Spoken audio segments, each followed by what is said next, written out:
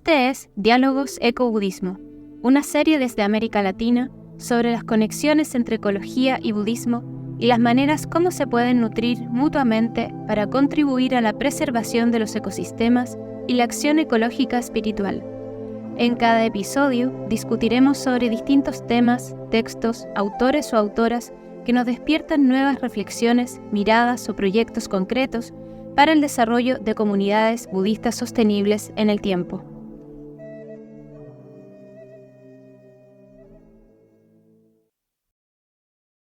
Muy buenos días, muy buenas tardes, muy buenas noches. Nuevamente nos encontramos en este grupo de estudio, esta vez nuestro segundo grupo de estudio LED.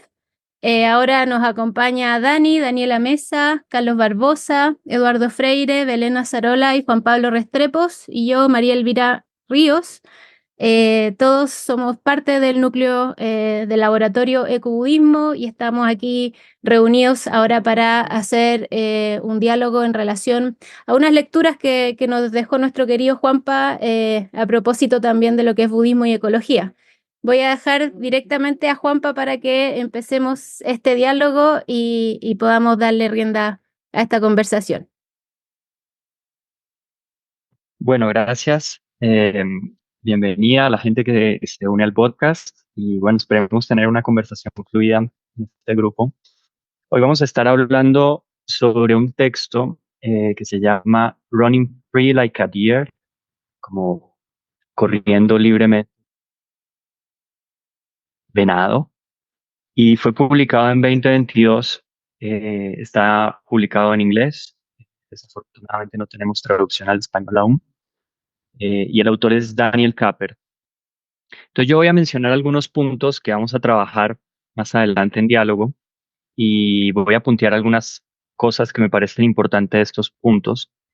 Eh, Así que bueno, primero, ¿qué nos trae este libro?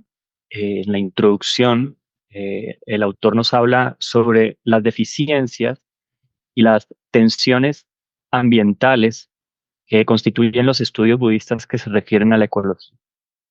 Entonces está implícita en el texto una crítica a cómo se ha abordado el tema de la ecología en los estudios budistas y hace referencia a un texto que vimos el episodio pasado, que es este texto, uno de los primeros textos de budismo y ecología que se llama Dharma Gaya,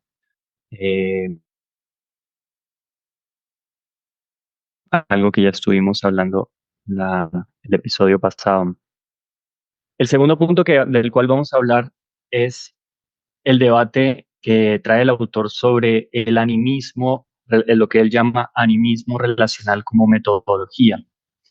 Entonces, creo que, y dada la configuración de este grupo y dada la influencia de la antropología, creo que puede ser un punto que nos puede brindar bastante luz la conversación que podamos traer hoy, ¿no? ¿Qué significa animismo dentro del contexto de este libro, pero también cómo pensar el animismo como metodología, que eso fue algo que a mí personalmente me pareció novedoso del libro, no tanto animismo como ontología, como se puede pensar a partir, no sé, de Philippe Descola o aproximaciones antropológicas como Eero de Castro, sino que el autor lo utiliza como una metodología. Entonces vamos a hablar también sobre ese punto.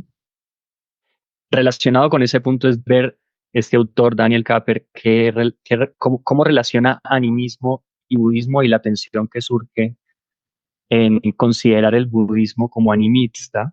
Creo que es un debate que puede estar muy bueno.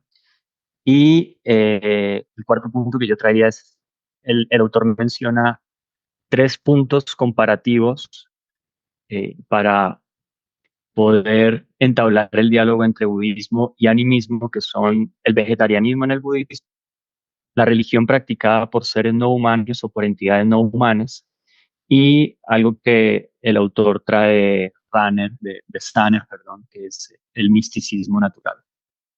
Entonces, comencemos con el primer punto, ¿no? ¿Cuáles son las deficiencias para Kapper de los estudios budistas que relacionan budismo y ecología? Y el primero, el nombre es la idealización. Y aquí también podríamos decir el poco trabajo etnográfico de cómo realmente se establece la relación entre budistas y entidades no humanas. Entonces, gran parte de los estudios que él menciona son estudios que idealizan de alguna manera el budismo y que por lo tanto está desconectado de las realidades. Él menciona varios estudios cuantitativos de cómo los estudios, de cómo el performance de los países mayoritariamente budistas pues es bastante pobre, ¿no? En torno al cuidado del medio ambiente. Entonces, una primera falencia de estos estudios es no tomar en cuenta las condiciones reales de este trato de los budistas y las entidades no humanas. Y uno de los ejemplos que él pone, ¿no? En esta idealización del budismo, un ejemplo que a mí me toca bastante, ¿no? Es cómo se ha trabajado la noción de interdependencia o de interconexión de una manera totalmente idealizada, otra vez sin tomar en cuenta las condiciones reales del trato entre budistas y entidades no humanas. Eh, entonces, una de las conclusiones que él saca y que me parece también muy aclaradora es que el budismo no es inherentemente ecológico, o sea, no es ecológicamente responsable necesariamente, no es por sí mismo ecológico. Entonces, la pregunta ahí es, bueno, ¿qué hace al budismo ecológicamente responsable? Creo que es uno de los debates que podríamos tener. Si no es inherentemente ecológico, como alguna de las propuestas que él critica dicen, entonces, ¿qué haría al budismo ecológicamente responsable o ecológicamente comprometido? Otra de las falencias, entonces la primera falencia que Capper habla, la segunda falencia o la segunda problematización que él propone es que el budismo no tiene un punto de vista integrado con respecto a la crisis ecológica y con respecto incluso a la ecología y con respecto incluso a a la comprensión de sí mismo. Entonces, por ejemplo, yo traigo una cita de Bhikkhu Bodhi con respecto a la noción de interdependencia. Bhikkhu Bodhi, este monje norteamericano, dice que la originación interdependiente no significa una jubilosa celebración de la interconexión con todas las cosas. Estoy citando este libro de Las palabras del Buda. Entonces, la originación interdependiente no significa una jubilosa o una alegre celebración de la interconexión de todas las cosas, sino una articulación precisa de los patrones condicionados a través de los cuales el sufrimiento surge y cesa. Y sigue Bhikkhu Bodhi. De manera similar, el Buda declara que ha descubierto el camino a la iluminación solo cuando descubrió la manera de llevar la originación interdependiente a su fin. Entonces, dice Bhikkhu Bodhi, es la realización de la cesación de la originación interdependiente y no meramente el descubrimiento lo que precipitó al Buda a la iluminación. Entonces acá se pone en tensión para mí algunas maneras, por ejemplo, la de Gary Snyder o autores más contemporáneos que sí ven en la interconexión y la interdependencia una afirmación de las relaciones del mundo natural y proponen el budismo como una afirmación de esas relaciones, y Kubo está diciendo casi lo contrario. Entonces, una de las falencias que Capper identifica es que no hay un consenso en el budista y por tanto, por no haber un consenso no puede haber una reacción o una acción climática potente dentro del mundo budista. Lo cual podemos decir, bueno, ¿es falencia o es simplemente divergencia de perspectiva? ¿No? Eso ya queda para el debate. Pero lo contempla como una falencia. Y por último, la falencia que me parece más al punto es que el budismo en sí mismo no contempla, y esto es algo que Capper toma de un autor llamado Rustom Holmes, creo, eh, que es el budismo no contempla la sostenibilidad biosférica. El budismo, según Capper, es bueno en tener una cierta relación con el mundo animal, porque ahí habría una continuidad entre lo humano y lo animal, pero deja de fuera aspectos como la geología, los climas, las atmósferas, que son vitales para la sostenibilidad biosférica. Entonces esas son las tres falencias, ¿no? No sé si quieren decir algo al respecto o seguimos. Me parece bueno el resumen de las... Yo conté 4 falencias, ¿no? Lo único que quería decir es que todo parece indicar que esas 4 falencias encubren una especie de comparativismo clásico. Es decir, o sea, hacer una comparación sobre la base de lo que se llama un tercio, un, un estándar, un estándar que después se le aplica a otro sistema. Por ejemplo, todas esas categorías vienen de que tú me hablas, que tú hablas ahí, vienen de la ecología profunda, ¿ves? Que son categorías que se le queremos imponer al budismo. Entonces, o sea, lo que yo veo es eso, es que es una imposición de criterio comparativo externo al budismo. Y lo otro es que se piensa que para ser consecuente o ser determinantemente coherente con responsable ecológicamente, me parece que estamos buscando en el budismo una especie de coherencia, ¿no? De algo inherente. Por ejemplo, tú hablabas ahí, Juanca, de la primera, la primera cuestión es precisamente el cuestionamiento sobre si el budismo es inherentemente ecológico. Pregunta que nos las hacemos desde un paradigma muy, digamos, yo diría colonizador, ¿no? Porque fíjate que estamos aplicando categoría de lo ecológico, lo inherentemente ecológico, cuando esa palabra ni siquiera en el budismo existe. Estamos buscando una especie de simetría comparativa. Bueno, esas son las dos cositas que me parece a mí que me suscitan interés, ¿no? Y muy interesante la forma que tú lo has expuesto. Pero ¿Y ya cuál de es la cuarta principio, falencia? ¿Cuál es la cuarta falencia que tuviste o que menciona el autor?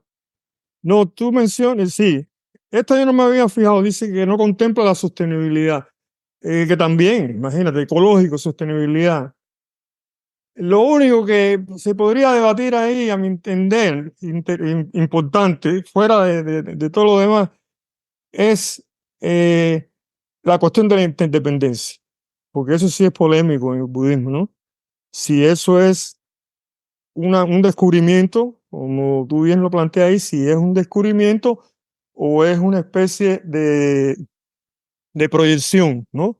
De proyección espiritual. O sea, no es lo mismo decir que hay interdependencia en el mundo como si fuera una cuestión metafísica o a lo cuanto mecánico, a que veamos las cosas desde todo el abanico de funcionamiento de los agregados, la mente, eso que lo vemos todo articuladamente. O sea, que es más coherente.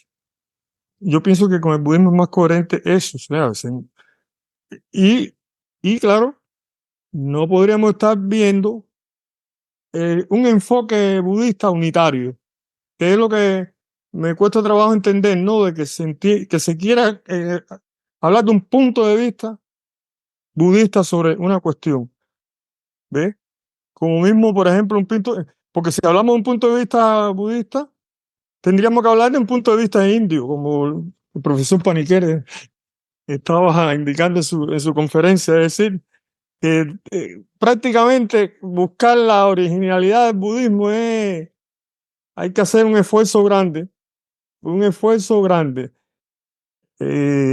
sea, la búsqueda esa de lo prístino, de lo originario en el budismo, es el sesgo que tienen estos estudios, no sé, en ecología, esto es la primera vez que yo veo este estudio y te agradezco mucho que nos ponga en sintonía, ¿no? Porque parece que es un clásico Gracias. en esta, bueno, Gracias, Edu. Yo creo que el autor no pretende homogeneizar el budismo. Justamente em, una de las cuestiones de que sí va a ser un análisis comparativo, pero creo que lo que aporta los capítulos siguientes es más estudios etnográficos, que eso ahí es donde se hace fuerte la propuesta de Capper, pero creo que viene más adelante.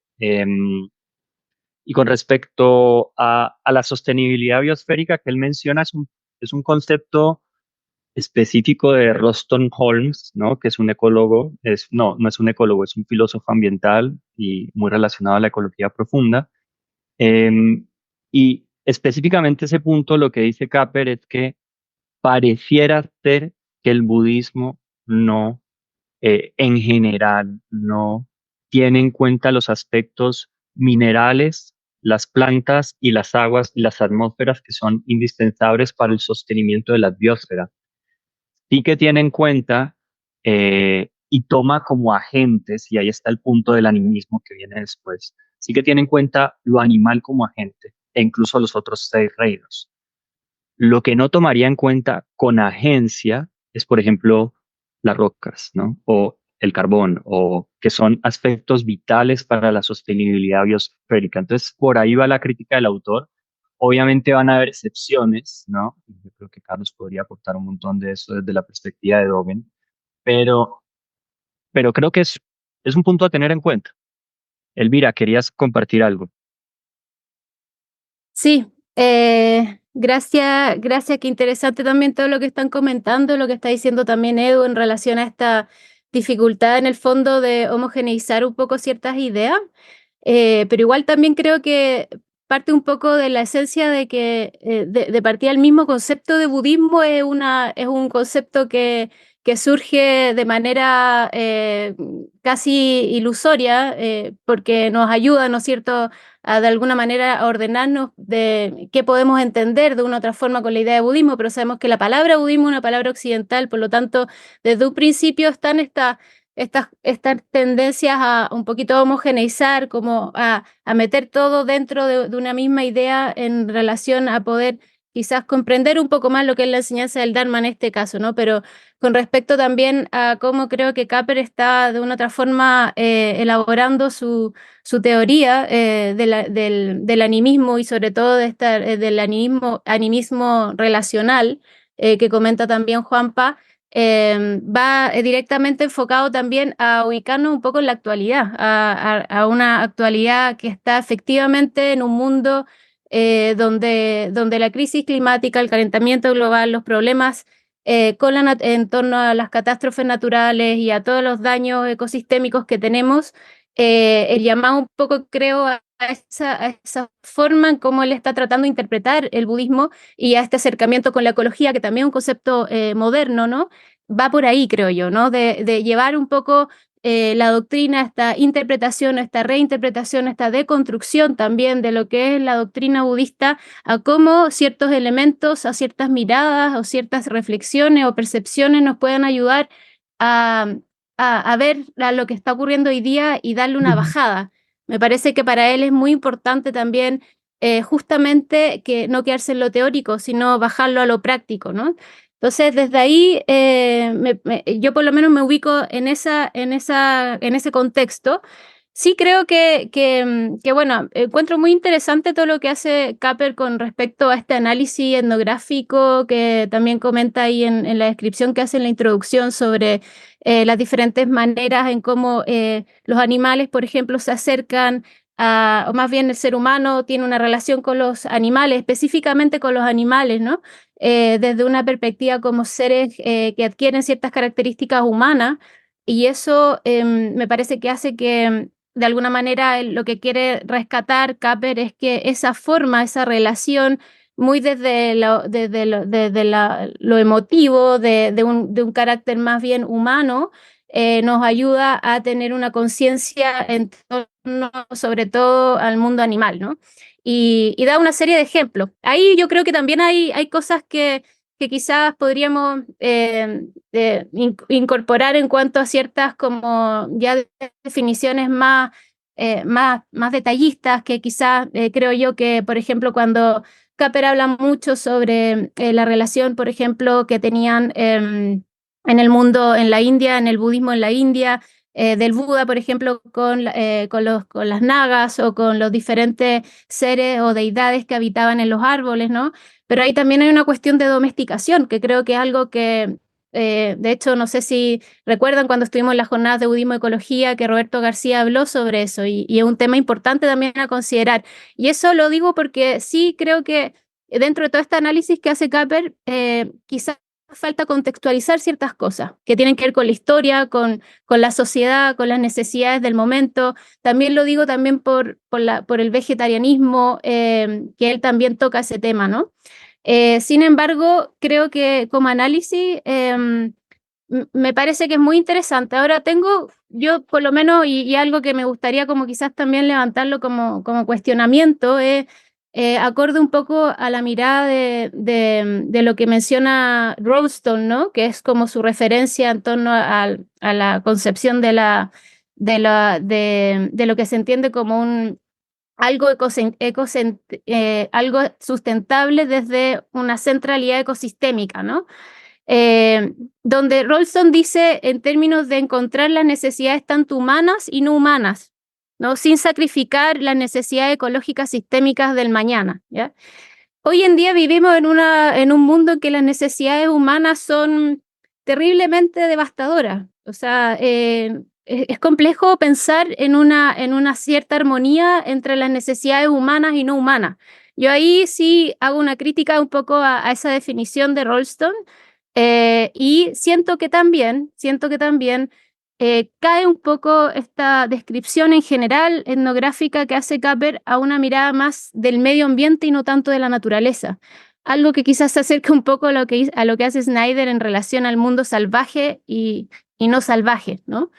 Y ahí creo que algo que también da vuelta porque finalmente nos lleva a concluir ciertas cosas que parten en el libro justamente a pensar por qué entonces, si tenemos tantos elementos que podemos ver en las características relacionadas del mundo natural con el ser humano, entendiendo este vínculo, aunque podamos entender al ser humano como parte de la naturaleza, pero las descripciones que hace Capper no es su libro, estarían, si están tan cercanas, ¿no? A una mirada que si bien le falta este mundo más de la biosfera, de vínculo no sé, con los minerales, con el agua, en fin, ¿por qué todavía encontramos tantas comunidades y tantas sanghas budistas que no están conectadas con la naturaleza y más bien siguen trabajando tan intensamente en la conciencia, en el despertar individual y no tanto en lo que está ocurriendo hoy en día, ¿no? Entonces, eso yo lo dejo un poco abierto porque es una de las cuestiones que nosotros como laboratorio ecobudista estamos trabajando de contactar a comunidades de sanghas en Latinoamérica específicamente y vemos que no hay muchos proyectos al respecto, ¿no? Entonces, bueno, eso quería comentar. Bueno, ¿les parece que siga un poco con el tema del animismo o alguien quiere volver sobre algún punto? Bueno, no, yo solo quería decir, yendo muy como por la dirección de Elvira, que quizá lo que pasa es que estamos interpretando la crisis ecológica, em, pero tratando de llevarlo como a la interpretación prístina, originaria del budismo y no a la actualidad. Es como si pensáramos, como por ejemplo, el concepto de interconexión en el budismo, solamente como lo pensaban inicialmente, como con los no humanos, los animales. En este caso creo que el autor precisamente la crítica que hace es que anclar esa interpretación, pero a la actualidad, implica que en el budismo también se piense, por ejemplo, eh, la biosfera, una comprensión más ecosistémica en la que no solamente la crisis ecológica afecta a los no humanos, a los animales, sino a los ríos, a la corteza, al aire. En ese sentido no significa que el budismo no piense en esas otras condiciones. Me parece que quizá estamos como pensándolo como anacrónicamente, como si el budismo se hubiese quedado también anclado en el tiempo, solamente en los tiempos del Buda, em, y llevar precisamente esa, la naturaleza de las enseñanzas primigenias, precisamente ancladas a la ciencia actual, a los descubrimientos de cómo funciona el planeta Tierra. Y me parece que ahí lo podríamos ampliar, llevar los límites de pensarlo, no solo a los animales, sino al resto de la tierra. Que bueno, me hace pensar en la introducción del libro cuando cuentan cómo Shu Hong, haciendo los rituales de la liberación de los animales, especialmente de los peces, por más que hubiese tenido como esas ganas de pues como esa compasión por querer liberar a los peces y pensar específicamente en ellos, podría haber, por ejemplo, ignorado otras condiciones, no sé, ecológicas de las mismas especies de los peces en ese río, en donde podría, por ejemplo, afectar a otras especies. Estamos pensando solamente en esa especie, ignorando los millones de otros factores. Un ejemplo solamente. Si comemos almendras, las almendras hay que importarlas de otro país y eso implica un gasto de agua exagerado, que si, por ejemplo, tenemos gallinas y nos comemos sus huevitos. Eso lo digo como a modo muy personal. Ahí, por ejemplo, estamos consumiendo algo animal que son los huevos de las gallinas y no estamos consumiendo las almendras que vienen, no sé, que tienen que transportarse en barcos y gastar una excesiva cantidad de agua, etcétera, etcétera. Ahí hay una postura de alguien no vegetariano y de otra vegetariana. La pregunta es, ¿quién está cuidando ahí más el medio ambiente? ¿Qué ecológicamente hay como en más sincronía precisamente con preceptos budistas? Sí, bueno, yo creo que el autor simplemente destaca ciertas cuestiones que pueden ser problemáticas, no propone tampoco que transformar el budismo o algo así, ¿no? Como que hay que ser generosos también con capas. Simplemente está diciendo, a nivel ontológico puede haber ciertas falencias porque el budismo en general no considera los aspectos abióticos como si tiene una cierta relación estrecha con los aspectos, con las entidades bióticas del mundo, por ejemplo, los animales, etcétera. Pero bueno, voy a seguir y de pronto se van aclarando cosas. Pasemos al segundo punto, que me parece como que es el punto más interesante, que es esta metodología que él denomina animismo relacional. Entonces voy a leer un poquito la definición que él da de este animismo relacional como metodología. Dice, los animistas son personas que reconocen que el mundo está lleno de personas, solo algunas de las cuales son humanas o siendo solo algunas humanas, y que la vida siempre es vivida en relación con otras personas, con otras entidades, enfocándonos en la personitud de las relaciones más que en la posesión de un alma, los nuevos animistas, tales como Graham Hardy, proveen un método útil para discutir la religión natural que en el mundo budista, la religión natural que surge en los mundos budistas. Entonces ahí hay varias cosas, creo que es un punto que el autor, por lo menos en el primer capítulo, trabaja, me parece bastante bien, cómo interpretar al budismo como un animismo, cuando en antropología, y ahí Belén me puede aportar un montón si quiere, el animismo se ha visto desde el primero que propuso el término fue Taylor, ¿no? A finales de 1800, para concebir estas sociedades que pensaban almas en aspectos que generalmente la modernidad no reconocía, ¿no? Como animales, plantas, etcétera. Después lo trabaja Fraser, pero lo que Capper critica de estos animismos es que de alguna manera son esencialistas, podríamos decir. Y él recurre a los nuevos animismos con este autor, Graham Harvey, donde el animismo o la personhood, ¿cómo traducimos personhood como personitud? Bueno, es relacional. Eh, entonces ahí surgen como varias cuestiones para el budismo. ¿Cómo concebir un animismo cuando el budismo critica en general la noción de persona? O sea, ¿cómo concebir un budismo animista si el budismo rechaza, filosóficamente al menos, la noción de entidades siendo constituidas como personas o como con esencia? Eso es como el primer punto que creo que puede ser problemático en esta noción de animismo relacional y que el autor trata de sortear más adelante. Y la segunda es que en general estas sociedades afirman la influencia de agentes externos en los estados de ánimo y acciones de las personas, ¿no? Hay diferentes entidades, diferentes entidades agentes en el mundo, espíritus, los espíritus del bosque, los espíritus de la tierra, etcétera, y que influyen en la manera como nosotros actuamos, pensamos, etcétera. Entonces él dice que ahí hay un punto de tensión con la noción de karma. Si concebimos el karma como solamente como el resultado de las acciones que hemos realizado en el pasado. Entonces ahí hay un punto de conflicto porque él dice cómo concebir mundos animistas en sociedades budistas que en general no concebirían la influencia externa, sino que concebirían más el actuar del karma en nuestro estar en el mundo. Y por eso, este Capper trata de distanciarte de estos animismos y concibe o propone considerar los animismos, propone esta noción de animismo relacional. Ahí hay como dos cosas para mí, ¿no? Por un lado, se puede concebir entonces el budismo como un animismo.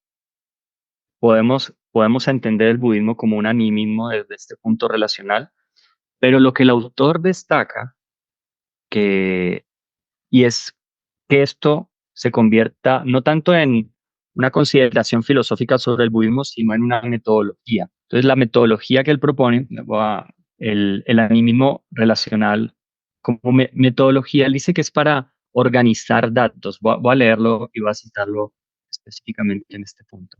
Entonces dice, a través de este trabajo, yo investigo instancias en las que a los budistas atribuyen o declinan atribuir esta noción de persona a seres no humanos.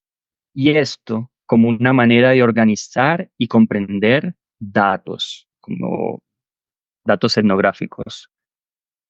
En ocasiones, cuando él pone el ejemplo de cómo hay una instancia en donde los elefantes traen la medicina para sanar a Shariputra.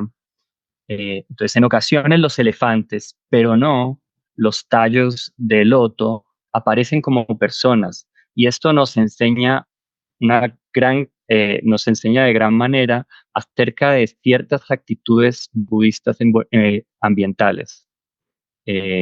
Porque los elefantes claramente tienen mayor respeto ecológico que las plantas.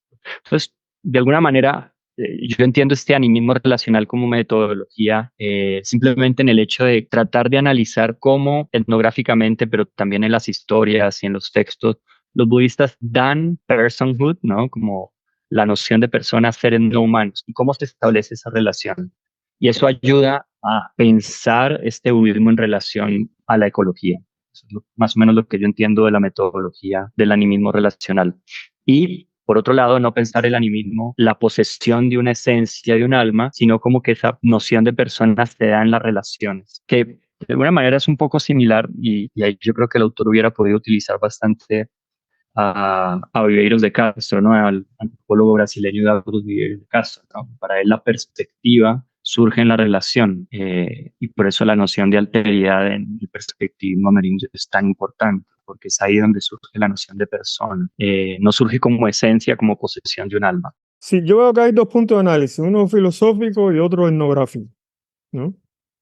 En esa discusión del animismo. Y el animismo relacional que propone Capper es prácticamente una especie de animismo sin metafísica, es decir, sin esencialismo, como tú mismo planteabas. Sí, a ese nivel. O sea, de todas maneras, la imagen del animismo sigue siendo todavía una categoría impuesta, porque desde el punto de vista etnográfico hay comunidades que no ven ese dualismo entre naturaleza y ser humano, por tanto, esa pregunta no cabe. Desde el punto de vista de comunidades budistas, como mismo reclamaba Daniela, en la evolución del budismo y en la coevolución del budismo con los sistemas naturales, vamos a hablar en esos términos, si es que en términos de coevolución entre sistemas naturales y sistemas humanos. Hay comunidades que hacen sus prácticas, o sea, son prácticas que nosotros vemos con relación a la naturaleza, pero ellos no tienen esa conciencia del dualismo, porque además ellos no tienen los problemas de la vida industrial nuestra, ¿no?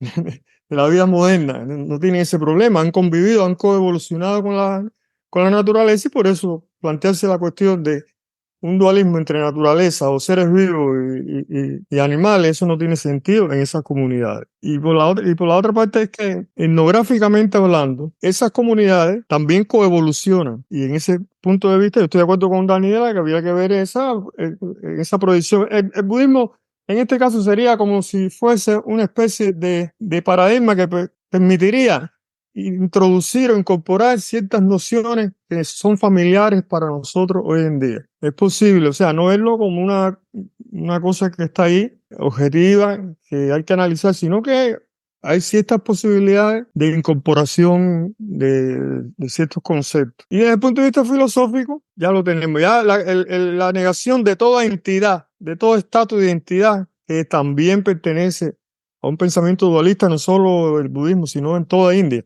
Ya eso nos pone en alerta de que es muy riesgoso aplicar esas categorías.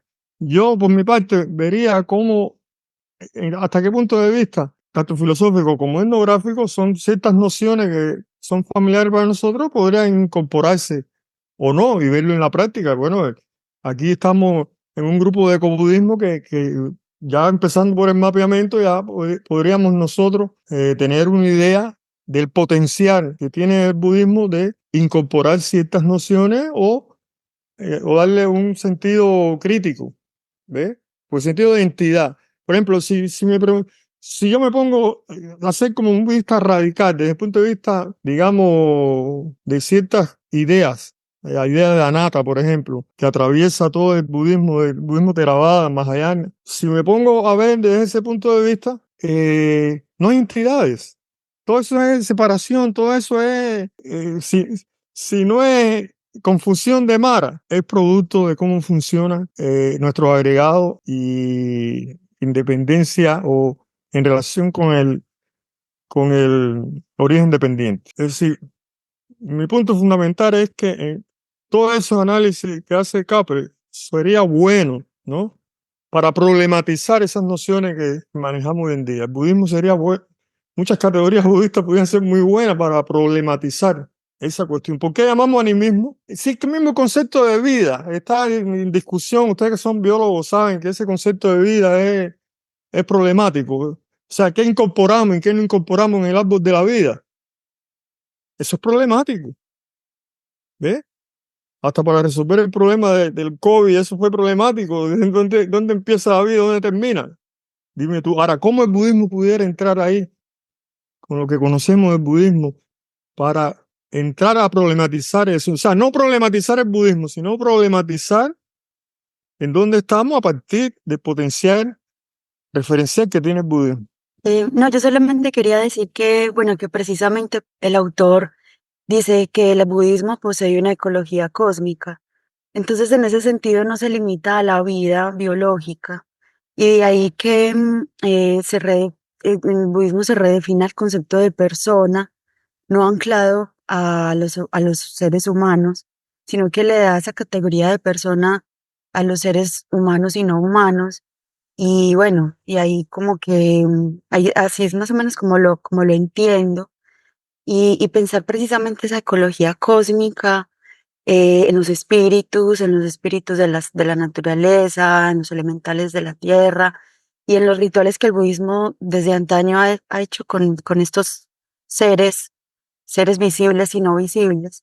Por eso me parecen tan bonitos los méritos que se hacen en todas las tradiciones budistas, porque los méritos siempre son que todos los seres sean felices. No se refiere solo a los seres del campo biológico, sí, no, a los seres visibles y no visibles. Lo que quería decir tiene que ver con el significado de que, primero con esto, con el significado de animismo relacional metodológico. Sobre todo lo digo por esto de metodológico, porque ¿cómo sería estrictamente metodológico? No era una cosa que entendía muy bien. ¿En qué sentido? Si yo digo, y pareciera que en la discusión de Capper, si lo sigo, que no sé igual si lo entiendo bien, porque no he podido pues mirarlo con detenimiento, pero puede ser eso, pero, pero hasta donde entiendo, si es pareciera que en la discusión supusiera que para poder relacionarme con otro ser de manera que pueda reconocer en ese otro ser un valor propio más allá de simplemente un valor instrumental, tendría que atribuirle personalidad. Es decir, por ejemplo, digo yo, ¿por qué? Y en algunos casos pone el punto, ¿no? Diríamos, ¿por qué debería atribuirle personalidad a los animales y no a las plantas? Y pareciera que la discusión se extendiera más allá. ¿Por qué no a los minerales? Por ejemplo. Pero en ese sentido, ¿qué sería animismo que no fuese atribuirle personalidad a a los minerales, por ejemplo, o a las plantas, y atribuírsela? ¿Cómo podría no ser eso una atribución ontológica? Es decir, si yo digo, no voy a consumir plantas de una manera meramente instrumental y para poder no consumirlas de manera o relacionarme con ellas de manera meramente instrumental, tengo que atribuirles personalidad. Suponer que están vivas o algo así. Si es suponer que están vivas, es una atribución ontológica. Si es metodológica, no sé exactamente qué significa entonces que sea estrictamente metodológica, si no es suponer que las plantas o los minerales estén vivos. ¿En qué sentido lo llamaríamos animismo si no? A mí me parece igual que en esa dirección no dejamos de tener una dificultad en general como seres humanos hoy. ¿Y a qué me refiero? A que tampoco es tan fácil decir que todos los seres sean conscientes o tengan vida. Algunos han propuesto esa idea, pero no podríamos partir de eso como un supuesto universal. Las rocas están vivas, complicado de decir, pero lo que sí creo que puede ser interesante explorar es que igual la distinción entre lo que es persona y lo que no es persona no es tajante. No es como aquí están las cosas vivas y aquí están las cosas inertes, en dos cajones aparte. Y a lo mejor la cosa no es tan simple. En realidad, nosotros mismos podemos experimentar en nosotros mismos, en nuestra propia vida, que estamos hechos de materia que eventualmente en algún momento fue materia inerte. Y ahora estamos vivos, claramente, pero esa misma carne, esos mismos huesos que nos constituyen, son el mismo material del que están hechos los minerales, las plantas, los animales. En ese sentido, no estamos separados de todas esas cosas. Hay un juego ahí que explorar entre personalidad e impersonalidad y una necesidad tal vez de precisamente entender la no dualidad entre personal e impersonal, que de hecho en un contexto muy diferente, que es el de la personalidad de Dios en el cristianismo, pero curiosamente creo que ahí hay una discusión anclada en raíces en el Zen. Un filósofo japonés contemporáneo que es Keiji Nishitani, precisamente toca esa cuestión. Yo no había visto la conexión con ecología hasta ahora, la verdad, pero probablemente es una cosa que tendríamos que considerar, que tal vez la cuestión es por ahí, sí, sí, es decir, no tanto a quiénes atribuimos o no personalidad, sino explorar y tomarse en serio la no dualidad entre personal e impersonal. Y creo que en esa dirección es que va alguien como Dogen, por ejemplo, en el sentido de que no necesito atribuirle personalidad a una roca o a las montañas o las aguas para, para respetar o incluso valorar o honrar las montañas y las aguas. Lo clave es que las montañas y las aguas expresan la enseñanza. En el caso de Dogen, claro, en el mundo budista puede haber otras ópticas y hasta donde estoy entendiendo Capper, creo que reconoce que no todo el mundo piensa igual en el ámbito budista y eso es hasta bueno ver precisamente dónde pueden estar las divergencias, porque a partir de ahí aprendemos cosas. En el caso de Dogen, lo interesante con esto no es que, o no necesariamente se trata de que le atribuya a las montañas y las aguas personalidad. Lo clave son ellas mismas expresivas de la enseñanza y siendo expresivas de la enseñanza, eso también se refleja en cómo las actitudes que puedo tener a la hora de comer o de cocinar. Y si podemos incluso extenderlo más, tal vez Dogen no se refirió a eso, pero ¿por qué no extenderlo a cómo cultivamos o de dónde extraemos nuestros alimentos?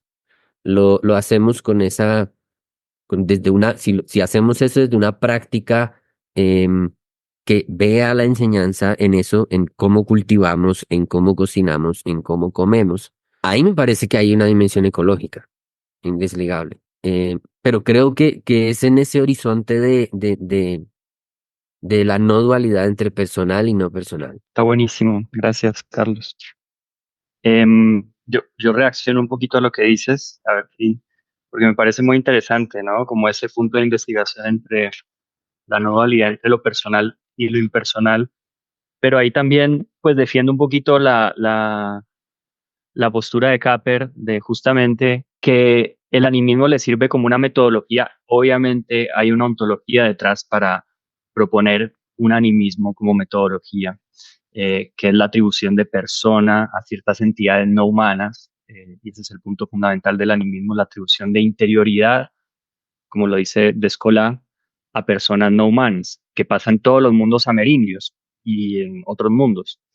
Em, pero ahí lo que Capper intenta ver es que a través de este postulado ontológico es cómo los budistas en la práctica se relacionan con esas entidades no humanas. Y ahí creo que está la cuestión metodológica. Entonces es lo que va a investigar en los capítulos siguientes, porque estamos hablando de la introducción del primer capítulo apenas, pero en los capítulos siguientes es ver en específico cómo se da esa relación. Y ahí Viveiron de Castro me parece que es muy iluminador porque él dice que la noción de persona no sea como un atributo ontológico, sino que se da en la relación. Y no siempre una roca es persona, o no siempre un animal es persona, o no siempre el clima es persona. Depende del contexto y depende de la relación. Entonces, es totalmente contextual la atribución de persona a ciertas entidades no humanas. De hecho, para estos mundos, la noción de humanidad es lo que se extiende, ¿no? Por lo menos así lo define Descola y Vieiro de Castro. Es la humanidad lo que marca la continuidad y son los cuerpos los que hacen la diferencia. Y ahí está la noción de animismo, por lo menos así es la noción de animismo de Descola. Pero yo no había como también como pensar, porque ¿cómo llevas a una investigación etnográfica esta no dualidad entre persona y no persona? Ahí me parece que se hace difícil el punto que vos propones de Dogen, cómo comprender etnográficamente eso, qué es lo que el autor hace. Entonces me parece que ahí sí es claro lo que el man intenta hacer, ¿no? Capper es, bueno, ver cómo se da esa relación y cómo se otorga en ciertos momentos entidad de persona a ciertas entidades no humanas y tomar eso como referencia para el estudio que va a ser más adelante, que van a ser casos etnográficos, ¿no? Que es justamente lo que el man quiere resaltar como una de las falencias del budismo. El budismo no investiga casos etnográficos o los estudios budistas relacionados con ecología no se han metido con realmente cómo se dan estas relaciones. Entonces ahí es como que pues el animismo relacional le sirve a él para poder ver, ¿no? Cómo se da esa relación. Pero no es tanto en un nivel ontológico, aunque sí hay un paso ontológico que me parece que vos lo identificas muy bien. A él le sirve el animismo relacional para investigar etnográficamente los momentos en que hay atribución de persona a entidades no humanas. Y habría que ver qué dicen los siguientes capítulos, ¿no? Sí, solamente como a propósito de lo que estaba comentando también Carlos, que también me parece muy interesante esto de la no dualidad entre la persona y la no persona, creo que también está íntimamente vinculado con otra cuestión que tiene que ver con el ser sintiente y no sintiente, que finalmente es quizá una de las grandes problemáticas, podríamos decirlo desde la perspectiva ecológica y desde la perspectiva doctrinaria budista, ¿no? Que por más que de repente se intente también a través de, por ejemplo, el concepto de la naturaleza búdica, hacer notar, sobre todo en el Mahayana, una idea de que, bueno, todos tenemos la naturaleza búdica independiente que sea o no sea seres sintientes o no, esa dualidad como que se mantiene de una otra forma, ¿no? Y claro, con Dogen, de una otra manera, quizás podríamos decir que es el que llega más al extremo, incluso pensadores actuales del budismo que directamente hablan no sé, lo que se considera como seres no sintientes, primero que nada como seres sintientes y segundo que incluso están dentro del ciclo kármico o incluso están más allá del ciclo kármico porque se encuentran en un estado de nirvana, ¿no? O sea, hasta ese tipo de teorías se encuentran en relación a lo que vendría a ser específicamente las plantas.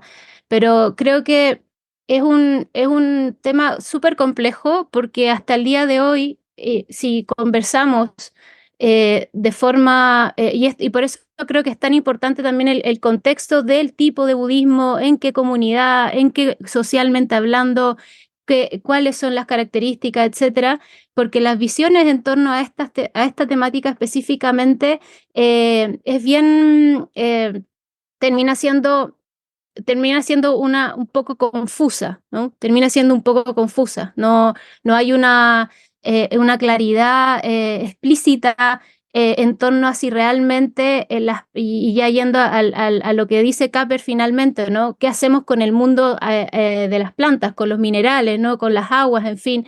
Que ya podríamos quizás solucionarlo a través de esta relación que él menciona de esta animismo relacional, que yo igual también creo que lo ve desde una perspectiva muy desde muy desde la personalidad del ser humano, pero ¿qué pasa con esto otro, ¿no? Y ese creo que sigue siendo todavía un dilema teórico y que tampoco tiene una bajada muy clara en lo práctico, y que bueno, creo que ahí queda como también esta disyuntiva del ser sintiente y no sintiente en el budismo, entendiendo que hoy en día ya eso son o sea, más bien divisiones que están, que sabemos, ¿no? Que las plantas son seres sintientes y todo, pero que también de una otra forma todavía están ahí como medios plasmadas y que no dan los pasos, no permiten dar pasos como más prácticos, ¿no? En torno a lo que es en todo lo que es el tema más bien ecológico, creo yo. Bueno, hay mucho que hablar, pero creo que se nos está yendo el tiempo. A mí voy a ir cerrando esta sesión. Me quedo mucho con la pregunta de Carlos, ¿no? ¿Cómo es necesario para un cuidado, para un budismo socialmente, ecológicamente responsable o cuidadoso, la atribución de persona a entidades no humanas? Y me quedo pensando justamente en etnografías donde no necesariamente la atribución de persona se da en un cuidado, o sea, genera un cuidado. Pienso en toda la atribución de persona a depredadores, ¿no? Que de hecho en la depredación, en los mundos amerindios, se da una relación de persona, pero eso no implica justamente un cuidado. Entonces ahí como que hay un punto que me parece muy interesante y la pregunta también es, bueno, ¿cómo sería investigar etnográficamente o en hechos, o en casos, esta no dualidad entre lo personal y lo no personal? Ahí me queda como picando eso. Me parecen como muy buenas las preguntas que se lanzan con esto. Yo rápidamente, perdón, meter la cucharada así, pero creo que da como para hacer una segunda sobre esto. Pues si a ustedes les parece, claro, si el tiempo da A también, mí pues. me parece, y yo de hecho iría realmente a ver los casos etnográficos que el man trae para ver si realmente hay algo que nos responde estas preguntas. Sí, totalmente. Creo que queda entre el tintero una discusión súper abierta y está muy rica y muy nutrida. Da perfectamente para una segunda charla. Sobre todo como esto del relativismo cultural, llevándolo como a casos más como amerindios, indígenas. Está buenísimo. Bueno, a mí me encantó leerlo, me pareció que estaba bueno que desafiara como ese romanticismo que quizás se le adjudica a veces a como esa correspondencia entre budismo y esto, ¿no? Como una posición ecológica comprometida, porque hay ciertas ideas que pueden resonar como muy afines a narrativas vinculadas a la defensa de lo ambiental, ¿no? Entonces, en ese sentido, me parece que su propuesta como de desnaturalizar esa relación y romper ciertos idilios quizás naturalizados, me parece que es súper interesante. Eh, me- y también me hizo acordar, que bueno, ahora de hecho se viene justamente la conversación con Damcho, ¿no? Me hizo acordar en, como en esta cuestión de liberar peces, ¿no? O lo que mencionaba Daniela del vegetarianismo, como, por ejemplo, Damcho desde la comunidad Amadata arman esta cosa como de los lunes sin carne, por ejemplo, ¿no? Como bueno, como me parece súper interesante que, bueno, es lo que ustedes están trayendo, de pensar exactamente a pesar de esa diversidad, cómo pasa en distintas comunidades que eso se baje, ¿no? Y bueno, después la discusión sobre si son seres sintientes o no, las formas de relación, digamos, si tienen como la potencia de la budeidad o no, y si no la tienen, bueno, igual cómo se da esa relación, ¿no?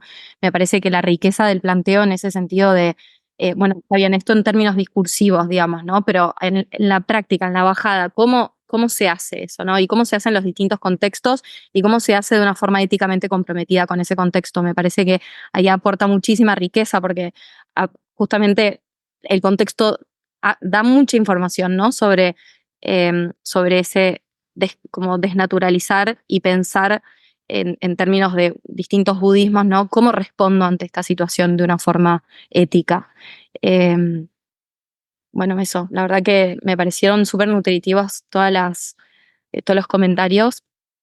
Realmente me pareció súper nutritivo y estoy de acuerdo con lo de hacer un continuado. Me parece que que abre un debate súper rico, que abre muchas preguntas. Gracias, Juanpa. Pues abrazos a todos, a todas. Muchas gracias, Juanpa. Súper interesante. Creo que efectivamente se nos quedan ahí varias cosas en el tintero, pero le daremos el paso a un tercer encuentro, siguiendo con la lectura de Capper y con todas las temáticas que se nos abren para seguir dialogando, reflexionando y ojalá pues llevándolo a ciertas acciones que podamos ir observando en el camino. Así que nada, pues muchas gracias, buena tarde, noche, día y que estén muy bien. Esta es una realización del Laboratorio Ecobudismo, agrupación dedicada a explorar los vínculos entre ecología y budismo. Para saber más sobre nuestra labor y sobre las iniciativas ecológicas de las comunidades budistas en Iberoamérica, pueden visitar nuestra web laboratorioecobudismo.com. Les esperamos en nuestro próximo episodio.